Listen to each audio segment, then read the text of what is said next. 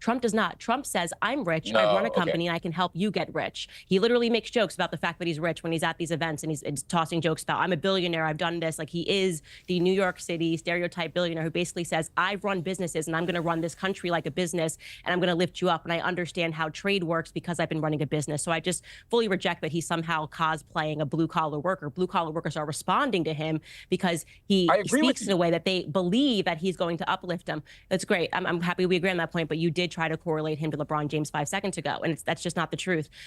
But to No. respond to your point, because this has really bothered me, people pretending that those who have told the truth about the fact that Kamala Harris did sleep with Willie Brown and was not warranted to the position that she has, district attorney, pretending that this came up because she's running for president or because there's some element of misogyny. That is patently false. It was actually leftist newspapers at the time that she was running in Los Angeles. I pulled up these old articles in the San Francisco Chronicle who were scandalized. They felt that it was a scandal that she was being given so much power, that she was being put on boards that she did not deserve to be put on, and that she was being given those positions and making all that money not based on her merit, but because she was having an affair with Willie Brown. Again, these were the leftist San Francisco articles that were covering it at this time. You can go back, way back machine it, and read those articles yourself. So people point to the fact that she was essentially coronated because of who she was sleeping with in the past, and then now is essentially just being handed another position, not because people voted for her. I think it's relevant to the discussion of whether or not she is qualified for that position. That's fine.